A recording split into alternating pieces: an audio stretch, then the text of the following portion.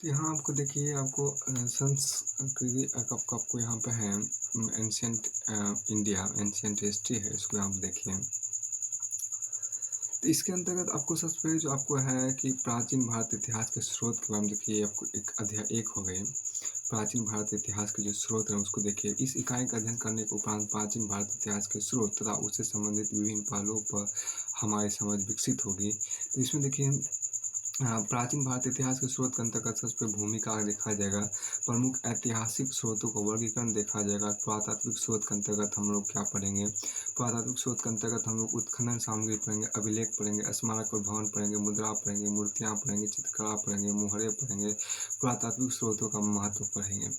और साहित्यिक और देखो और साहित्यिक स्रोत के अंतर्गत देखो और साहित्यिक स्रोत के अंतर्गत क्या पढ़ेंगे, ब्राह्मण साहित्य पढ़ेंगे, वेद पढ़ेंगे, वेदांत अशुद्ध पढ़ेंगे, महाकाव्य पढ़ेंगे तथा पुराण पढ़ेंगे।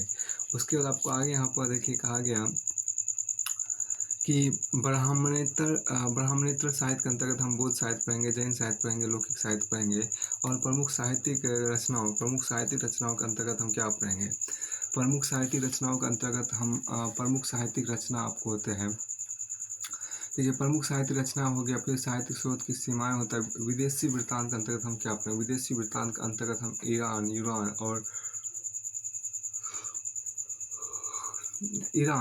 और रोम के लेखक बारे में पढ़ेंगे, चीनी यात्रियों वृत्तांत का पढ़ेंगे और अरब यात्रियों वृत्तांत के बारे में पढ़ेंगे।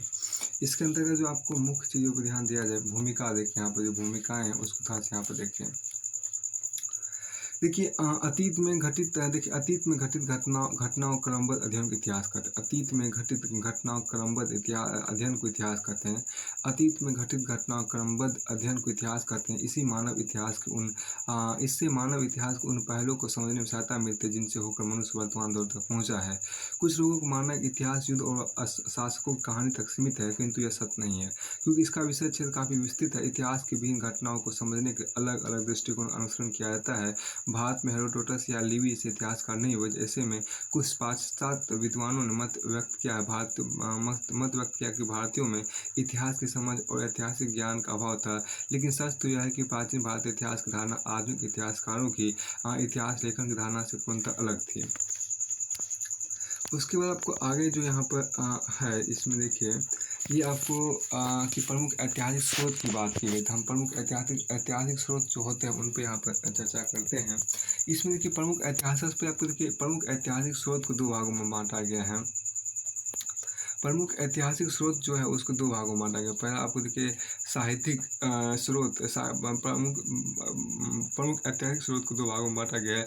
एक है साहित्यिक स्रोत और दूसरा है पुरातात्विक स्रोत। पहला है साहित्यिक स्रोत और दूसरा है पुरातात्विक स्रोत। साहित्यिक स्रोत है और पुरातात्विक स्रोत है। अब आप देखिए कि साहित्यिक स्रोत को भी दो भागों में बांटा गया। साहित्यिक स्रोत को भी दो भागों में बांटा गया। पहला है भारतीय साहित्य और दूसरा है विदेशी साहित्य। पहला है भारतीय साहित्य और दूसरा है विदेशी साहित्य। तो भारतीय साहित्य को आपको दो भागों में बांटा गया। भारतीय साहित्य को कितने दो भागों में बांटा गया, पहला आपको है धार्मिक साहित्य और दूसरा है आपको धर्मेतर साहित्य।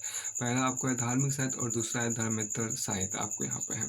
अब देखिए उसके बाद आप ये देखिए कि धार्मिक साहित्य को भी कई भागों में बांटा है। धार्मिक साहित्य को आपको यहाँ पर ब्राह्मण साहित्य में बांटा गया है, बौद्ध साहित्य में बांटा गया है, ब्राह्मण साहित्य और बौद्ध साहित्य और यहाँ पर जैन साहित्य में उसको बांटा गया है। तो अब ये देखिए कि सबसे पहली बात जो यहाँ आपको था कि हम लोग धर्मेतर साहित्य के देख लीजिए। धर्मेतर साहित्य के अंतर्गत कई सारी किताब आ जाते हैं, जैसे अर्थशास्त्र। धर्मेतर साहित्य के अंतर्गत देखिए अर्थशास्त्र आ जाते हैं, राजतरंगिणी आ गए, अष्टाध्यायी आ गए।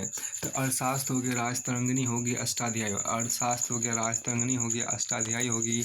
और महाभाष्य हो गया, मुद्रा राक्षस हो गया, हर्षचरित हो गया, कादम्बरी देखिए कादम्बरी हो गया, रामचरित हो गया, प्रबंध कोश हो गया, पृथ्वी राज रासो हो गया, संगम साहित्य हो गया। ये सभी आपको धर्मेतर साहित्य के अंतर्गत आते हैं। फिर उसके बाद ये देखिए कि ब्राह्मण साहित्य के अंतर्गत क्या आएगा। तो ब्राह्मण साहित्य के अंतर्गत आपको देखिए वेद आएंगे, ब्राह्मण ग्रंथ आएंगे, आर्णक आएंगे, उपनिषद आएंगे, वेदांग आएंगे, उपंग आएंगे, महाकाव्य आएंगे, पुराण आएंगे। तो वेद आएंगे, ब्राह्मण आएंगे। देखिए यहाँ पे थोड़ा सा गौर कीजिए, वेद आएंगे, वेद आएंगे, देखिए हम गौर कीजिए, वेद आएंगे, ब्राह्मण ग्रंथ आएंगे, आरण्यक होंगे।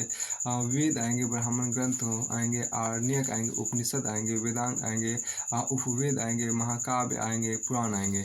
उसके बाद देखिए यहाँ पर जो खास बौद्ध साहित्य के अंतर्गत क्या आएंगे। बौद्ध साहित्य साहित्य के अंतर्गत यहाँ पर जो आएंगे अंगुत्तर बौद्ध साहित्य के अंतर्गत हम क्या बौद्ध साहित्य के अंतर्गत आपको अंगुत्तर निकाय आएंगे, खुद अंगुत्तर निकाय आएंगे, खुद्दक निकाय आएंगे, त्रिपिटक आएंगे। त्रिपिटक देखिए बौद्ध साहित्य के अंतर्गत क्या आएंगे, बौद्ध साहित्य के अंतर्गत हम यहाँ पर बौद्ध साहित्य के अंतर्गत आपको अंगुत्तर निकाय आएंगे, खुद्दक निकाय आएंगे। तो बौद्ध साहित्य के अंतर्गत आपको अंगुत्तर निकाय आएंगे, खुद्दक निकाय आएंगे, त्रिपिटक आएंगे, देखिए बौद्ध साहित्य के अंतर्गत आपको अंगुत्तर निकाय आएंगे, खुद्दक निकाय आएंगे, त्रिपिटक आएंगे, दीपवंश या महावंश आएंगे, मिलिंद पनु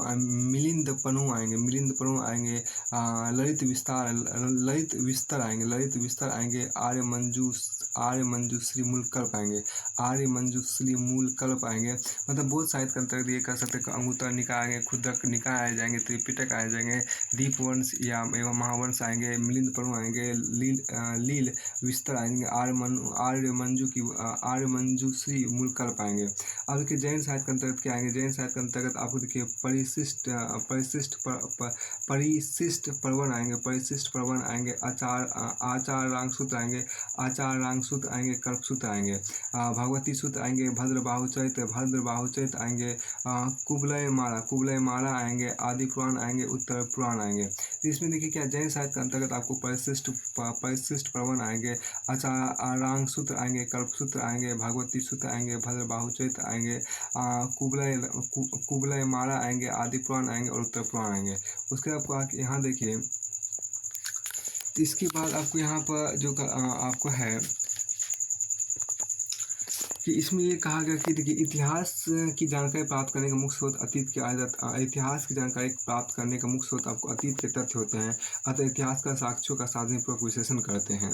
ठीक, इतिहास की जानकारी प्राप्त करने का मुख्य स्रोत जो होते हैं वो अतीत के तथ्य होते हैं, अतः इतिहास का साक्ष्यों का साधनपूर्वक अध्ययन करते हैं। अब ये देखिए क्या इसमें जो आपको कहा ऐतिहासिक स्रोत विभिन्न प्रकार के हो सकते हैं, ऐतिहासिक स्रोत जो होते हैं वो विभिन्न प्रकार के हो सकते हैं, जैसे साहित्यिक होते हैं, पुरातात्विक आदि होते हैं। इन्हीं ऐतिहासिक तथ्यों के आधार पर इतिहास का तत्कालीन सांस्कृतिक संस्थाओं, परंपराओं आदि को वर्णित करते हैं। इतिहास का वह कालखंड जिसके बारे में कोई लिखित साक्ष्य उपलब्ध नहीं है उसे प्रागैतिहासिक काल कहते हैं। इतिहास का वह कालखंड जिसके बारे में कोई लिखित साक्ष्य नहीं उपलब्ध नहीं है उसी को क्या बोलते हैं, प्रागैतिहासिक काल बोलते हैं। इतिहास का वह कालखंड जिससे संबंधित लिखित साक्ष्य उपलब्ध तो है। इतिहास का वह कालखंड जिसके अंतर्गत लिखित साक्ष्य तो उपलब्ध तो है, लेकिन किंतु उसे अभी तक पढ़ा नहीं जा सका, ऐसे कालखंड को आर्य ऐतिहासिक काल कहते हैं, उसको आर्य ऐतिहासिक काल बोलते हैं। आर्य ऐतिहासिक काल बोलते हैं सिंधु घाटी सभ्यता और वैदिक संस्कृति। जैसे आपके यहाँ पर सिंधु घाटी सभ्यता, जैसे आपको सिंधु घाटी सभ्यता है और वैदिक संस्कृति है। भारतीय ऐतिहासिक काल 600 ईस्वी पूर्व से, देखिए भारतीय ऐतिहासिक काल जो है वह 600 ईस्वी पूर्व से प्रारंभ होता है, क्योंकि इस समय से हम इतिहास की जानकारी के ऐसे लिखित साक्ष्य प्राप्त होते हैं जिन्हें पढ़ा जाना संभव है, जैसे अशोक का अभिलेख हो गया था, अन्य साहित्यिक स्रोत आदि हो गए। और कि प्रमुख ऐतिहासिक स्रोतों का वर्गीकरण देखिए, प्रमुख ऐतिहासिक स्रोतों का वर्गीकरण जिसको हम अंग्रेजी में बोलते हैं classification of major historical source, classification of प्रमुख ऐतिहासिक स्रोत का देखिए, प्रमुख ऐतिहासिक स्रोत का वर्गीकरण की बात यहाँ पर की गई है। Classification of major historical source, classification of major historical source की बात की गई है। प्रमुख ऐतिहासिक स्रोतों का वर्गीकरण देखिए, classification of major historical source आपको है। देखिए स्रोतों का जो वर्गीकरण है, देखिए स्रोतों का जो वर्गीकरण है तो प्रमुख ऐतिहासिक स्रोतों का वर्गीकरण आपके यहाँ देखिए, सबसे स्रोतों का वर्गीकरण को 3 भागों में बांटा गया। पहला भाग आपको होगा पुरातात्विक स्रोत होगा, दूसरा होगा साहित्यिक स्रोत और तीसरा होगा विदेशी यात्रियों के विवरण होगा। तो हम लोग स्रोतों को 3 भागों में बांटते हैं। पहला आपको पुरातात्विक स्रोत होता है, दूसरा आपको साहित्यिक स्रोत होता है, और तीसरा आपको विदेशी यात्रियों विवरण होता है। तो पहला देखिए पुरातात्विक स्रोत के अंतर्गत क्या आएंगे। पुरातात्विक स्रोत को भी कई भागों में आपको बांटा गया है। पुरातात्विक स्रोत को कई भागों में हम बांटा गया है। यहाँ पे पुरातात्विक स्रोत को पहला भाग आपके यहाँ पे उत्खनन सामग्री आता है, उसके बाद आपको अभिलेख आता है, तीसरा आपको स्मारक एवं भवन आता है, चौथा आपको सिक्के आते हैं और 5 आपको कलाकृतियाँ आती हैं। तो आपको देखिए पुरातात्विक स्रोत के अंतर्गत देखिए सबसे पहले आपको उत्खनन सामग्री आते हैं, अभिलेख आते हैं, स्मारक एवं भवन आते हैं और सिक्के आते हैं और कलाकृतियाँ आते हैं। फिर आपको आगे यहाँ पे जो कहा है कि उसको देखिए पुरातात्विक स्रोत के अंतर्गत आप ये जिसको पुरातात्विक स्रोत को बोलते हैं आर्कियोलॉजिकल सोर्सेज बोलते हैं। आर्कियोलॉजिकल पुरातात्विक स्रोत को क्या बोलते हैं, पुरातात्विक स्रोत को बोलते हैं आर्कियोलॉजिकल सोर्स, पुरातात्विक स्रोत को बोलते हैं आर्कियोलॉजिकल सोर्स बोलते हैं। प्रत्येक इतिहास का उन सूचनाओं को जानने के लिए पुरातात्विक अवशेषों पर देखिए, प्रत्येक इतिहास का उन सूचनाओं को जानने के लिए पुरातात्विक अवशेषों पर निर्भर करते हैं। अब कि पुरातात्विक स्रोत क्या होता है? प्रत्येक इतिहास को उन सूचनाओं को जानने के लिए पुरातात्विक अवशेषों पर निर्भर निर्भर रहते हैं, जिससे वे अतीत की जटिलताओं को सुलझा सके। प्राचीन भारतीय इतिहास का अध्ययन करने की दृष्टि से पुरातात्विक अवशेषों का विशेष महत्व है। प्राचीन भारतीय इतिहास का अध्ययन करने की दृष्टि से पुरातात्विक अवशेषों का विशेष महत्व है। देखिए, साहित्यिक स्रोतों से इतर पुरातात्विक स्रोत अत्यंत प्रामाणिक है। साहित्यिक स्रोतों से इतर पुरातात्विक स्रोत अत्यंत प्रामाणिक है, क्योंकि इनसे भारतीय इतिहास के अनेक अंध युगों पर प्रकाश पड़ता है। अर्थात जहाँ साहित्यिक साक्ष्य मौन हो सकता है, मौन हो जाते हैं, वहाँ पुरातात्विक साक्ष्य ऐतिहासिक जानकारी प्रदान करते हैं। अर्थात जहाँ साहित्यिक साक्ष्य मौन हो जाते हैं, वहाँ पुरातात्विक साक्ष्य आपको ऐतिहासिक जानकारी प्रदान करते हैं। अब उत्खनन सामग्री जिसको बोलते हैं, उत्खनन सामग्री को अंग्रेजी में बोलते हैं एक्सकेवेटेड मटेरियल्स। उत्खनन सामग्री को बोलते हैं अंग्रेजी में बोलते हैं एक्सकेवेटेड मटेरियल्स बोलते हैं। देखिए, सर जॉन मार्शल के नेतृत्व में 1901 ईस्वी में भारत के ऐतिहासिक स्थलों की खुदाई में अवशेष प्राप्त हुए, जिनके आधार पर इतिहास के विभिन्न कालखंडों में की जानकारी प्राप्त होती है। उत्खनन से संबंधित प्रमुख स्थल में आदमगढ़ था, आलमगीरपुर था, अंतरजी खेड़ा था, बांगोल था, ब्रह्मागिरी था, लंगनाज था, संगनकल्लू था, टेकल कोटा था, हजारीबाग था, सिंहभूम था और हस्तिनापुर था और सोनेगांव था आदि। उसका देखिए, इनमें जो खास बात आपको कही गई है कि अब इसमें आपको ये देखिए उन उक्त स्थानों की खुदाई से आपको पाषाण उपकरण। देखिए, यहाँ पर आपको क्या है, उक्त स्थानों की खुदाई से पाषाण उपकरण, हड्डी के औजार, मिट्टी के बर्तन, मृतभांड, आभूषण और आदि वस्तुएं प्राप्त हुई है, जिससे विभिन्न प्रकार की जानकारी प्राप्त होती है। सिंधु घाटी सभ्यता की जानकारी सिर्फ पुरातात्विक स्रोतों के आधार पर ही प्राप्त होती है। सिंधु घाटी सभ्यता की जानकारी देखिए, सिंधु घाटी सभ्यता की जानकारी सिर्फ पुरातात्विक स्रोतों के आधार पर ही प्राप्त होती है। अब कि मृत भांडों के आधार पर भारत में सभ्यता के विकास के क्रम की जानकारी प्राप्त होती है। देखिए, मृत भांडों के आधार पर भारत में सभ्यता के विकास क्रम की जानकारी मृत भांडों के आधार पर भारत में सभ्यता के विकास क्रम की जानकारी प्राप्त होती है। इतिहासकार के अनुसार आपको मृत भांड सभ्यता निम्नलिखित है। पहला, गेरुए रंग युक्त मृत भांड को अंग्रेजी में बोलते हैं ऑर्के कर्ल पोर्ट्री बोलते हैं, ओसीपी बोलते हैं। चित्रित धूसर मृत भांड को अंग्रेजी में बोलते हैं पेंटेड ग्रेवेयर मतलब PGW बोलते हैं। और उत्तरी काले में पॉलिशदार मृदभांड, उत्तरी काले पॉलिशदार मृदभांड को बोलते हैं नॉर्थ ब्लैक पॉलिशड वेयर मतलब जिसको बोलते हैं NBPW बोलते हैं। अब के पाषाणकारी मानव इतिहास को समझने के लिए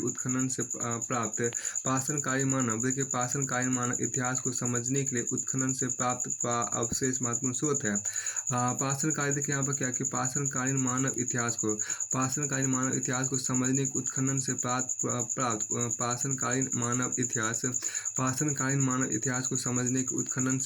पूरा अवशेष महत्वपूर्ण स्रोत है। उत्खनन सामग्री, उपकरण और मृदभांड से मानव के सभ्यतागत विकास को आसानी से समझा जा सकता है। देखिए, पाषाणकालीन मानव इतिहास को समझने के उत्खनन से प्राप्त पूरा अवशेष महत्वपूर्ण स्रोत है। उत्खनन सामग्री, उपकरण और मृदभांड से मानव के सभ्यागत विकास को आसानी से समझा जा सकता है। पहले अभिलेख की बात यहाँ पर की गई है। पर देखिए, यहाँ पर जो अभिलेख की जो आपको बात की गई है, वो देखिए अभिलेख को कई भागों में बांटा गया। सबसे पहले जो देखिए अभिलेख को अंतर्गत हम कई भागों में बांटते हैं। तो पहला देखिए आपको हड़प्पाकालीन मोहरे, इसको पहला भाग अभिलेख के पहला भाग आपको हड़प्पाकालीन मोहरे हो गया। दूसरा भाग को देखिए बोगज कोई अभिलेख है जो 1400 ईस्वी पूर्व लिखा गया था। और मौर्यकालीन अभिलेख आपको तीसरा भाग हो गया। चौथा भाग आपको देखिए अन्य प्रमुख अभिलेख हो गया। पांचवा भाग आपको लिपि हो गया। तो आप ये देखिए कि कुल अभिलेख को हम लोग कुल 5 भाग बांट रहे हैं, जिसमें पहला भाग हड़प्पाकालीन मोहरे होती है। दूसरा भाग को बोगज कोई अभिलेख होता है जो 1400 ईस्वी पूर्व आपको मिला था, जो कि 2 भागों दूसरा भाग हो गया। और तीसरा भाग को मौर्यकालीन अभिलेख हो गया और चौथा भाग आपको अन्य प्रमुख अभिलेख हो गए और पांचवा भाग आपको लिपि हो गए। अब ये देखिए कि मौर्यकालीन अभिलेख को 3 भागों में बांटा गया है। तो मौर्यकालीन अभिलेख को 3 भागों में बांटा गया, जिसमें पहला आपको गुफाएं हैं, दूसरा आपको शिलाएं हैं और तीसरा आपको स्तंभों से प्राप्त शिलालेख हैं। तो पहला आपको गुफाएँ, दूसरा आपको शिलाएँ हैं, तीसरा आपको स्तंभों से प्राप्त है। देखिए स्तंभों से प्राप्त शिलालेख जिसे बोलते हैं। और अन्य प्रमुख अभिलेख के अंतर्गत देखिए आपको खारवेल का हाथी गुफा अभिलेख है, खारवेल का हाथी गुफा अभिलेख है। चौथा आपको देखिए फिर दूसरा आपको दूसरा तो अन्य प्रमुख अभिलेख के अंतर्गत देखिए अन्य प्रमुख अभिलेख को कई भागों में बाँटा है, जिसमें पहला आपका अभिलेख जो खारवेल का हाथी गुफा अभिलेख है, दूसरा आपको रुद्रदामन का जूनागढ़ अभिलेख है, तीसरा आपको गौतमी बरसरी का नासिक अभिलेख है, चौथा आपको पुलकेशिन द्वितीय का ऐहोल अभिलेख है। आपकी लिपि को 5 भागों में बाँटा, लिपि को 5 भागों में बाँटा, जिसमें पहला भाग आपका ब्राह्मी है, दूसरा भाग खरोष्टी है, तीसरा भाग यूनानी है, चौथा भाग अरामाइक है और पाँचवा भाग आपको संस्कृत है। इसके बाद आपको आगे यहाँ पर जो कहा गया, इसके बाद आपको आगे यहाँ पर कहा गया, देखिए अभिलेख के अध्ययन को पुरालेख शास्त्र, देखिए अभिलेख के अध्ययन को पुरालेख शास्त्र एपिग्राफी कहा जाता है।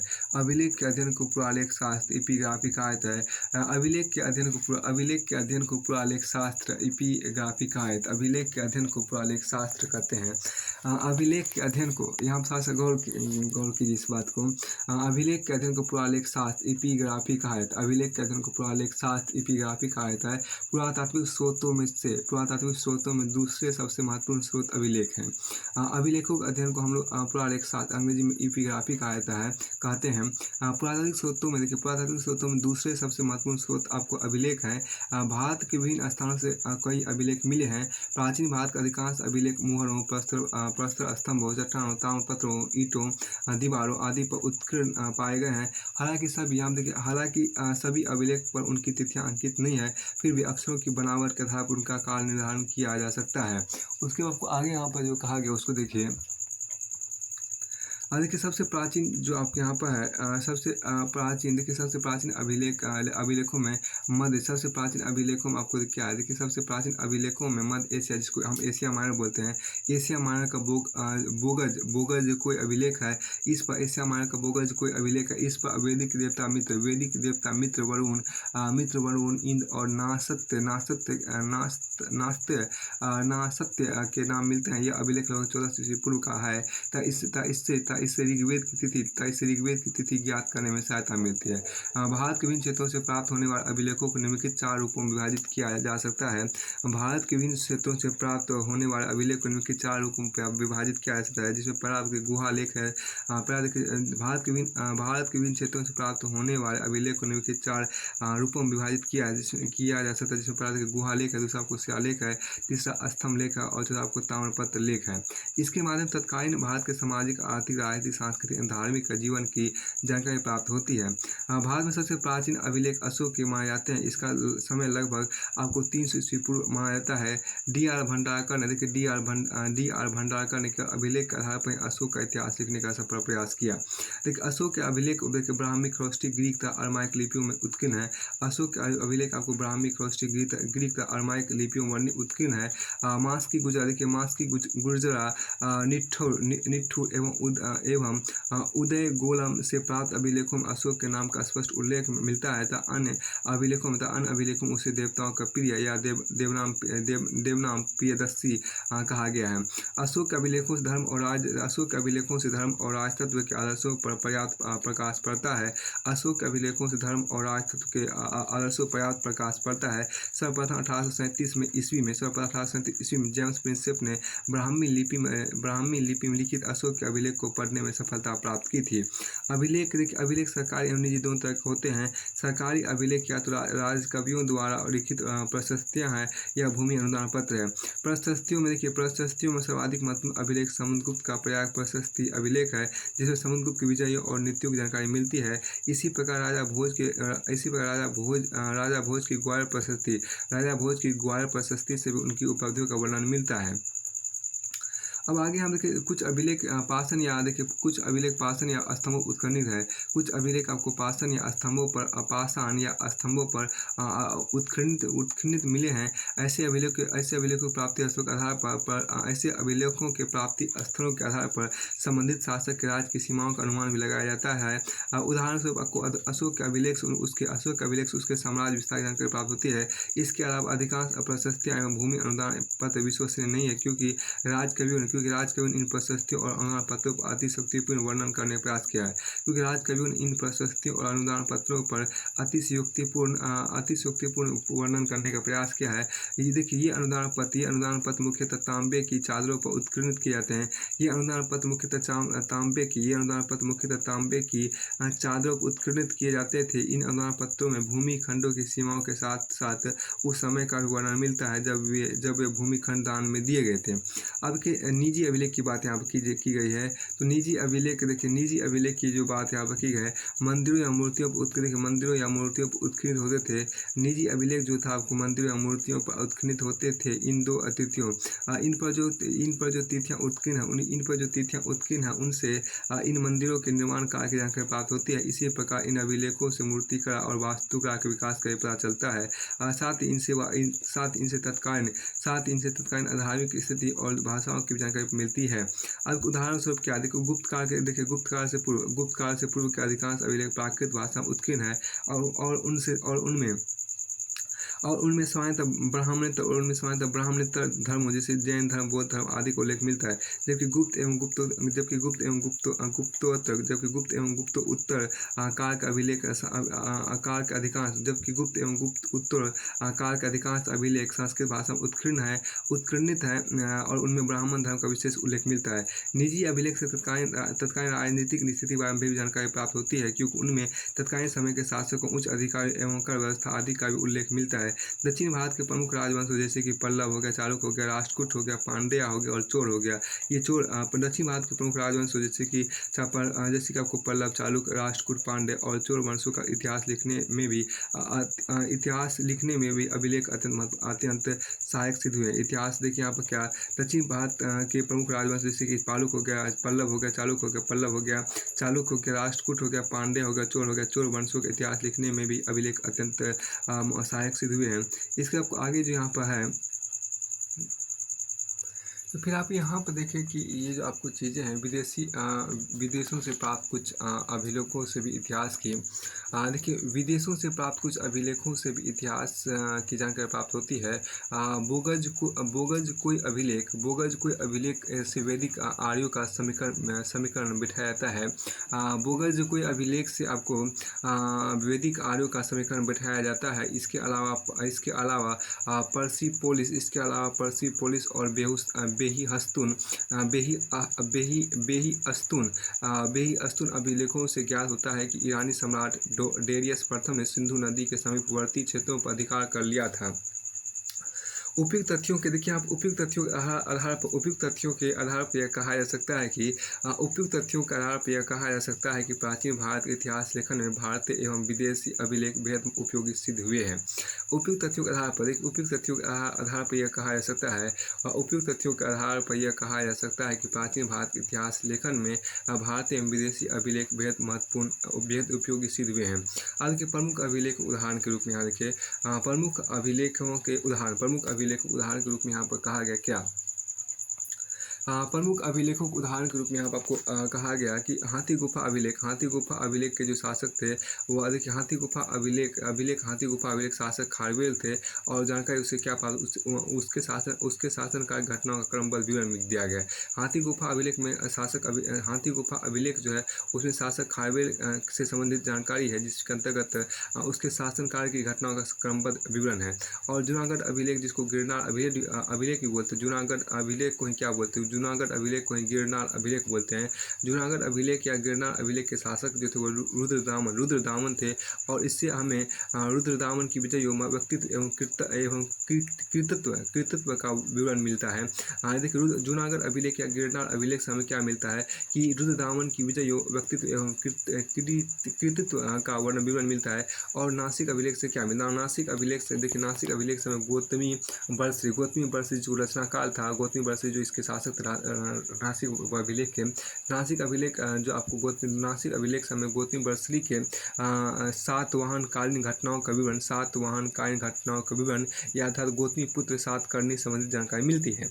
और प्रयाग स्तंभ लेख से क्या, प्रयाग स्तंभ लेख से आपको प्रयाग स्तंभ लेख से शासक समुद्रगुप्त की जानकारी मिलती है। प्रयाग स्तंभ लेख से आपको शासक समुद्रगुप्त की जानकारी मिलती है। और इस देखिए, प्रयाग स्तंभ लेख से शासक समुद्रगुप्त के बाद शासक समुद्रगुप्त प्रयाग स्तंभ लेख से आपको प्रयाग स्तंभ लेख से शासक समुद्रगुप्त के बारे में जानकारी मिलती है। इसके विजय एवं नीतियों के विवरण इसके विजय एवं नीतियों का विवरण मिलता है। इसके विजय एवं नीतियों का विवरण मिलता है। इसके विजय एवं नीतियों का विवरण इसके विजय एवं नीतियों का विवरण मिलता है। इसके विजय एवं नीतियों का विवरण मिलता है। उसका देखिए एहोर अभिलेख के अंतर्गत क्या मिलता है, यहाँ खास गौर कीजिए। एहोर अभिलेख के अंतर्गत क्या मिलता है? एहोर अभिलेख के अंतर्गत आपको जो मिलता है, एहोर अभिलेख के अंतर्गत आपको देखिए पुलकेशिन द्वितीय, एहोर अभिलेख के अंतर्गत शासक पुलकेशिन द्वितीय की बारे में जानकारी मिलती है। एहोर अभिलेख के अंतर्गत शासक पुलकेशिन द्वितीय के बारे में जानकारी मिलती है। एहोर अभिलेख के अंतर्गत शासक पुलकेशिन द्वितीय के बारे में जानकारी मिलती है। एहोर अभिलेख के अंतर्गत शासक पुलकेशिन द्वितीय के बारे में जानकारी मिलती है। एहोर अभिलेख के अंतर्गत शासक पुलकेशिन द्वितीय के बारे में जानकारी मिलती है। और इससे देखिए, और इससे हमें हर्ष एवं पुलकेशिन द्वितीय के युद्ध का विवरण मिलता है। तो हर्ष एवं पुलकेशिन द्वितीय के युद्ध का विवरण हमें एहोर अभिलेख से मिलता है। और ये आपको पुलकेशिन द्वितीय, ये जो अभिलेख है आपको शासक पुलकेशिन द्वितीय से संबंधित है। और आपको भित्तीय स्तंभ लेख से हमें स्कंदगुप्त का जानकारी मिलती है। भित्तीय स्कंदगुप्त के जो शासक थे वो स्कंदगुप्त थे। और इससे हमें स्कंदगुप्त से संबंधित महत्वपूर्ण घटनाओं का विवरण मिलता है। उसके बाद देखिए आपको क्या मंसूर अभिलेख, देखिए क्या है मंसूर अभिलेख से मालवा नरेश मंसूर अभिलेख के शासक आपको मालवा नरेश यशोधर्मन थे। और इससे हमें सैनिक उपलब्धियों का विवरण मिलता है। फिर आपको आगे यहाँ पर जो कहा गया स्मारक एवं भवन, देखिए स्मारक एवं भवन की बात यहाँ पर की गई। देखिए स्मारक एवं भवन को 4 भागों में बांटा गया। स्मारक एवं भवन को हम 4 भागों में बांटते हैं। पहला आपको देखिए गुफाएं एवं शिला आश्रय होता है। दूसरा आपको हड़प्पाकालीन भवन होता है। तीसरा आपको स्तूप होता है। चौथा आपको नागर वेसर एवं द्रविड़ शैलियों में निर्मित मंदिर इत्यादि होता है। चौथा आपको नागर वेसर एवं द्रविड़ शैलियों में निर्मित मंदिर इत्यादि होता है। आज के प्राचीन काल में निर्मित भवनों के अवशेष भारत के विभिन्न क्षेत्रों से प्राप्त होते हैं। महलों और मंदिरों की निर्माण शैली से वास्तुकला के विकास की जानकारी प्राप्त होती है। महलों और मंदिरों की निर्माण शैली से वास्तुकला के विकास जानकारी प्राप्त होती है। मंदिरों वास्तुकला की विशिष्टताओं के आधार पर उन्हें अलग अलग वर्गों में वर्गीकृत किया जाता है। जैसे उत्तर प्रदेश के मंदिरों की मंदिरों की वास्तुकला को नागर शैली, दक्षिणी भारत के मंदिर की वास्तुकला को द्रविड़ शैली, जबकि इन दोनों के मिश्रित रूप को मगर नागर, इसका मिश्रित रूप मतलब यहाँ पर हो गया नागर शैली, और द्रविड़ शैली का जो मिश्रित रूप उसको हम वेसर कहते हैं। दक्षिण पूर्व एशिया और मध्य एशिया में जो मंदिर, स्मारक और स्तूपों के अवशेष प्राप्त हुए हैं, उनसे विदेशों में भारतीय संस्कृति के प्रसार की जानकारी प्राप्त होती है। जावा का प्रसिद्ध बोरोबुदुर मंदिर इस बात का प्रमाण है कि 9वीं शताब्दी में महायान संप्रदाय लोकप्रिय हो गया था। जावा का प्रसिद्ध बोरोबुदुर मंदिर इस बात का प्रमाण है कि 9वीं शताब्दी में वहाँ महायान संप्रदाय लोकप्रिय हो गया था। उसके बाद आगे यहाँ देखिए जो कहा गया सिक्के के बारे में अगले वीडियो में चर्चा करेंगे।